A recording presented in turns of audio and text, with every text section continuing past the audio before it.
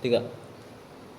Assalamualaikum warahmatullahi wabarakatuh. Kami dari kelompok 2 ingin menjelaskan proses Key-Means pada aplikasi mobile Stroid Barber. Di sini untuk penjelasan pertama itu sebelumnya kami perkenalan diri terlebih dahulu. Perkenalkan, nama saya Arif Hidayat. Nama saya Amalia Sidi. Saya Mulyadi. Saya Ilham. Untuk pembahasan pertama itu akan dibahas oleh Ilham. Kepada Ilham dipersilakan. Sampurasun.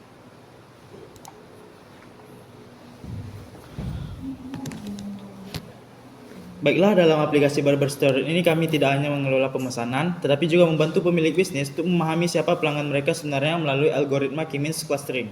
Algoritma ini secara otomatis mengelompokkan pelanggan ke dalam 3 kategori utama, yaitu ada loyal, potensial, dan pasif. Data ini diambil dari 2 variabel penting, yaitu dari beberapa sering pelanggan itu datang dan berapa besar total pengeluaran mereka. Dengan sistem ini, pemilik barbershop bisa berhenti menebak-nebak dan mulai membuat keputusan promosi yang tepat, sasaran untuk meningkatkan keuntungan. Dan pada penelitian ini juga kami menggunakan algoritma Key-Means untuk mengelompokkan pelanggan berdasarkan atribut-atribut yang terdapat dalam sebuah dataset. Berikut penjelasan setiap atribut yang digunakan dalam proses clustering. Yang pertama itu ada ID pelanggan. ID pelanggan itu merupakan kode unik pelanggan. Yang kedua itu ada paket. Paket ini dia menunjukkan jenis paket apa yang akan dipilih oleh pelanggan. Yang ketiga itu ada harga. Itu ada harga paket. Yang keempat itu jumlah layanan. Itu total layanan dalam satu buah paket. Dan kelima itu ada frekuensi 3 bulan. Itu jumlah kunjungan per 3 bulan. Dan yang terakhir itu ada layanan tambahan, yaitu layanan di luar paket yang dipilih. Selanjutnya akan dijelaskan oleh Mulyadi.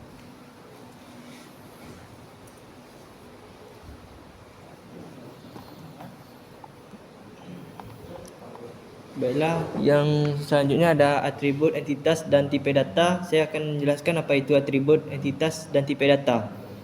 Atribut adalah data untuk informasi yang dimiliki oleh sebuah entitas. Atribut berfungsi untuk menjelaskan detail dan dari entitas dan disimpan dalam bentuk kolom pada tabel database. Selanjutnya ada entitas. Entitas adalah objek utama yang datanya disimpan di dalam database. Entitas biasanya digambarkan dalam bentuk tabel, memiliki beberapa atribut. Selanjutnya ada tipe data. Tipe data adalah jenis data yang digunakan untuk menentukan nilai dapat disimpan pada suatu atribut. Ini ada tabel entitas pelanggan. Entitas pelanggan digunakan untuk menyimpan data orang menggunakan layanan. Ada atribut, ada ID pelanggan, tipe datanya voucher 10, nama pelanggannya sama voucher 100, nomor HP, dan voucher 15. Selanjutnya ada entitas paket. Entitas paket adalah paket yang digunakan untuk menyimpan data paket layanan yang tersedia.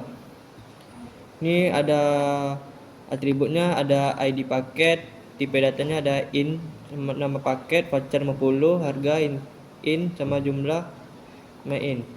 Selanjutnya ada entitas transaksi. Entitas transaksi digunakan untuk mencatat aktivitas pembelian paket oleh pelanggan. Atributnya ada ID transaksi, yang tipe datanya ada in, yang atributnya ada pelanggan, voucher 10, ID paket, in sama frekuensi bulanan, ada in, nama layanan tambahan sama in, tanggal sama data. Selanjutnya ada entitas hasil clustering. Itu entitas hasil clustering digunakan untuk menyimpan hasil pengelompokan pelanggan. Itu ada tabelnya, ada atribut, ID cluster sama tipe data in sama atribut ID pelanggan sama tipe datanya voucher 10 sama atribut cluster label sama tipe data voucher. Baiklah, selanjutnya akan dijelaskan oleh Saiba. Baiklah, di sini saya akan menjelaskan algoritma. Yang pertama ada flowchart utama yang level sistem. Di sini kita terlihat ada start langsung ke pelanggan datang ke storage barber. Di sini pelanggan bisa memilih paket barbernya, yaitu ada regular, silver, gold, and premium. Habis mereka memilih itu, mereka akan menginput data transaksi yang isinya ada paket, harga, jumlah layanan, layanan tambahan, dan tanggal. Lalu simpan data ke database. Lalu diberi pertanyaan nih, apakah waktu proses data mining, kalau misalnya dia tidak, dia akan langsung selesai dan ke tampilan ke dashboard adminnya. Kalau ya, dia akan mengambil data set transaksi 3 bulan yang lalu ke processing data, lalu proses key means, tentukan K-nya, hitung jarak, lalu iterasi, lalu dia akan simpan hasil klasternya, lalu dia kembali ke tampilan hasil ke admin dashboardnya. Lanjut, saya ke flowchart khusus proses key means-nya, yaitu level algoritma. Yang pertama, kita memulai proses key means-nya. Kita akan menentukan di mana jumlah klasternya ada 3. Lalu tentukan centroid awalnya, hitung jarak data ke setiap centroid itu, lalu kita kelompokkan data ke jarak terdekat, lalu hitung centroid terbaru. Di sini diberi pertanyaan nih, apakah centroidnya berubah? Kalau misalnya centroidnya berubah, dia akan kembali lagi. Hitung jarak data ke setiap centroid, kekelompokan data ke jarak terdekat, hitung centroid baru. Ditanyakan lagi, apakah centroidnya berubah? Kalau semua centroid sudah sama, dia memilih tidak, lalu dia akan langsung simpan hasil clusteringnya. Selanjutnya ada diagram arsitektur sistem. Yang di sini ada user itu bisa pelanggan, bisa admin.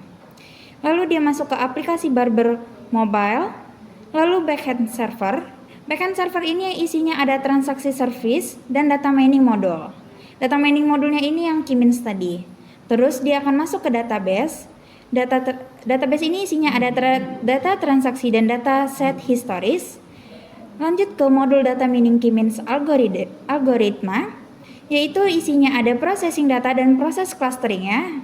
Lanjut kita ke dashboard admin yang isinya ada statik pelanggan dan segmentasi pelanggan. Baiklah, di sini saya telah menjelaskan diagram dari yang dibutuhkan.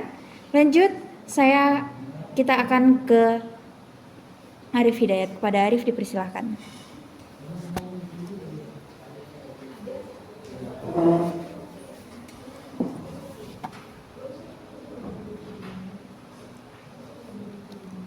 Oke, untuk penjelasan berikutnya itu penjelasan bagaimana implementasi langsung pada aplikasi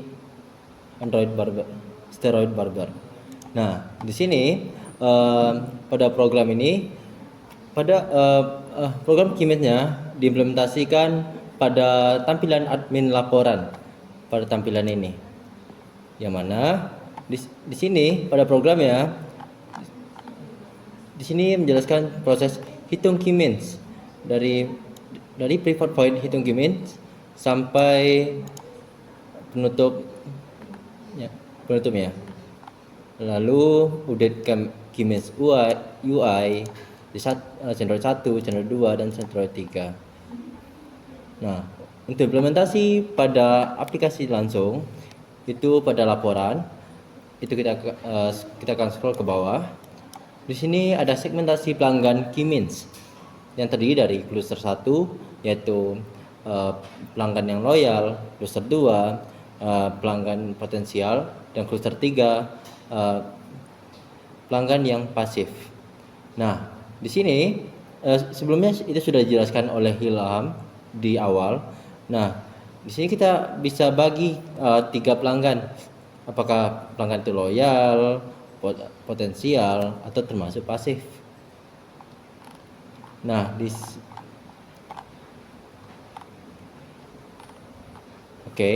Nah, di sini kita akan bisa melihat detail apa sih keuntungan bagi pelanggan yang loyal, potensial, dan pasif ini. Kita lihat detail segmentasi.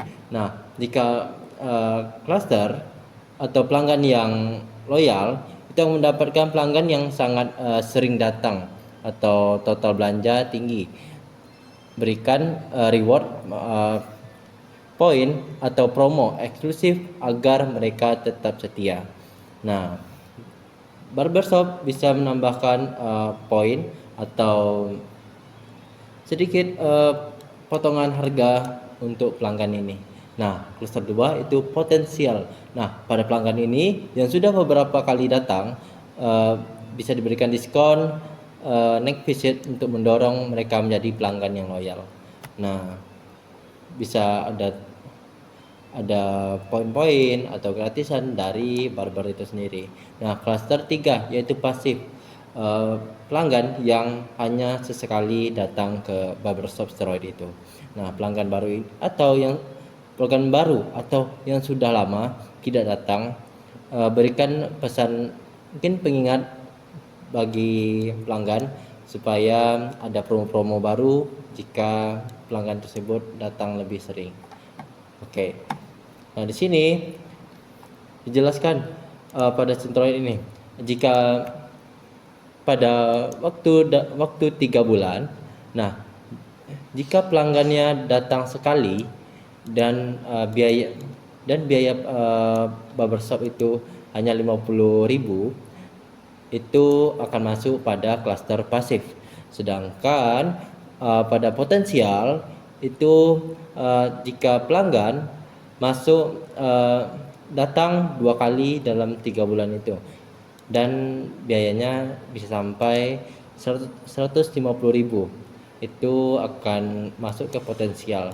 Sedangkan berikutnya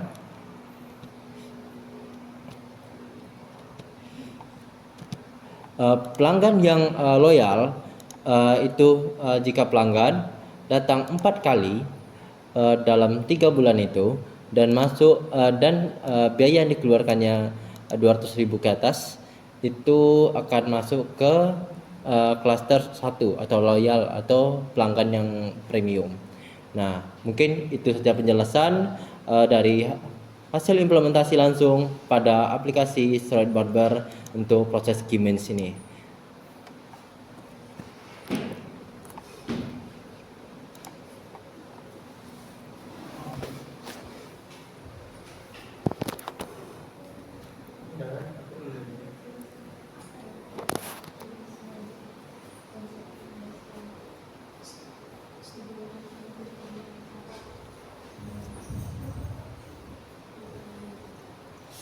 Oke, cukup sekian dari kami untuk proses implementasi langsung pada implementasi Kimins pada aplikasi Steroid Barber.